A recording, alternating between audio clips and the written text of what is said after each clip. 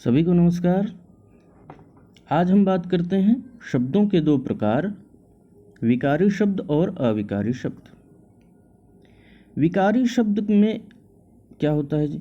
विकार जिसमें उत्पन्न हो, विकार जिसमें हो जाए, किसके कारण विकार, और विकार का अर्थ क्या है? लिंग, वचन, पुरुष, कारक, काल के कारण शब्द में विकार या परिवर्तन। यहाँ विकार का अर्थ क्या है? यहाँ विकार का अर्थ है परिवर्तन। किन कारणों से परिवर्तन?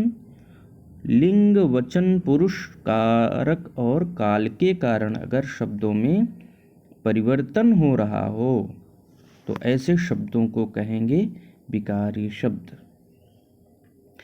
ये पांचों चीज़ें क्या हैं जी? ये पांचों चीज़ें व्याकरण के 5 कॉन्सेप्ट्स हैं जो व्याकरण के आधार माने जाते हैं। कौन कौन से?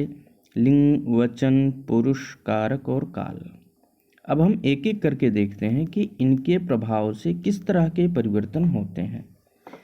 अगर पुल्लिंग शब्द है, पुल्लिंग शब्द का वाक्य है, तो हमें यहाँ पर देखने को मिल रहा है कि वह लड़का पढ़ता है। तो लड़का पुल्लिंग शब्द होने की वजह से पढ़ता शब्द यहाँ पर है। लेकिन लड़की जो संज्ञा है, लड़की क्या है? लड़की जब स्त्रीलिंग होने की वजह से जो पढ़ता शब्द था वह किसमें परिवर्तित हो गया? पढ़ती। इसमें बड़ी ई की मात्रा लगा दी गई। वहीं आगे हम देखते हैं कि वचन का क्या प्रभाव पड़ता है। जब एक वचन का वाक्य है, वह जाता है, अगर वह है एक वचन का तो शब्द है जाता। लेकिन अगर वही वह जो है बहुवचन के वे में बदल गया तो जाता शब्द का जाते बन गया, यानी परिवर्तन हो गया, उसमें विकार आ गया। तो इस वजह से भी शब्द क्या माना जाएगा? विकारी शब्द माना जाएगा। कारक का क्या प्रभाव पड़ता है? अगर कारक चिन्ह ने है तो लिखा है लड़के ने पढ़ा। कारक चिन्ह अगर से हो जाएगा तो पढ़ा शब्द किस में बदल सकता है? लड़के से पुस्तक नहीं पढ़ी गई तो पढ़ा शब्द क्या हो जाएगा? पढ़ी में बदल गया। अब देखिए, लड़के में बहुत गुण हैं, तो अगर कारक चिन्ह ये जो ने है, से है, में है, अगर इनकी वजह से शब्दों में परिवर्तन हो रहा हो तो वह शब्द विकारी शब्द माने जाएंगे। पुरुष का क्या अर्थ है और पुरुष के प्रभाव से किस तरह से शब्द बदल रहे हैं? पुरुष का अर्थ जो होता है, संस्कृत में भी हिंदी में 3 पुरुष होते हैं, प्रथम पुरुष या अन्य पुरुष, मध्यम पुरुष और उत्तम पुरुष।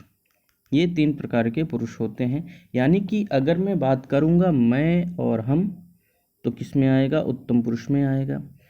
तुम या तुम सब आएगा तो किस में आएगा? मध्यम पुरुष में आएगा। इसके अलावा जो भी हैं वो सारे के सारे किस में आएंगे?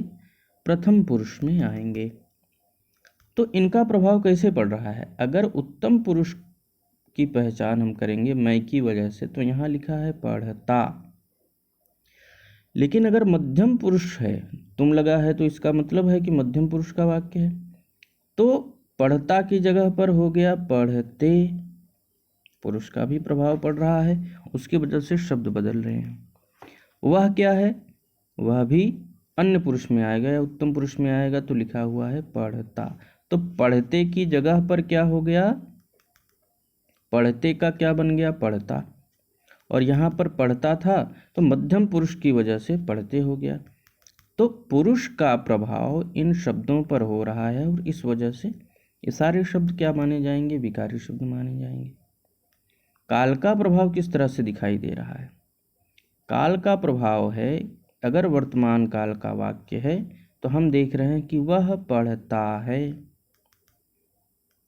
अगर भविष्य काल का वाक्य है तो हम देखेंगे कि पढ़ता का पढ़ेगा हो गया, वह पढ़ेगा। वहीं अगर भूतकाल का वाक्य है तो जो पढ़ता था पढ़ेगा और पढ़ा, वह पढ़ा में बदल गया। क्यों? क्योंकि भूतकाल का है। काल की वजह से जो परिवर्तन हो रहे हैं, इसकी वजह से ऐसे शब्द आएंगे विकारी शब्द में। अविकारी शब्द क्या है? जिसमें इन पांचों का प्रभाव न पड़ता हो या इनकी वजह से जो परिवर्तित ना होते हों, उनको कहा जाएगा अविकारी शब्द। अ लगाने की वजह से वह उसका विलोम हो गया, उसका विपरीतार्थक शब्द हो गया अविकार, जिसमें विकार या परिवर्तन ना होते हों।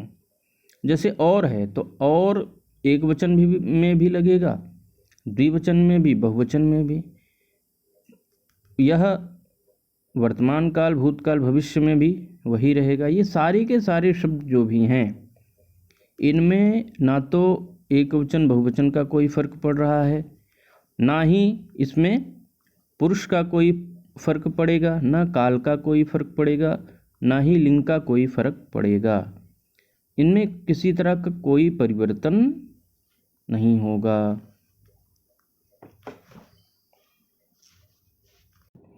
यहाँ पर हमने देख लिया कि विकारी शब्द क्या हैं और अविकारी शब्द क्या हैं।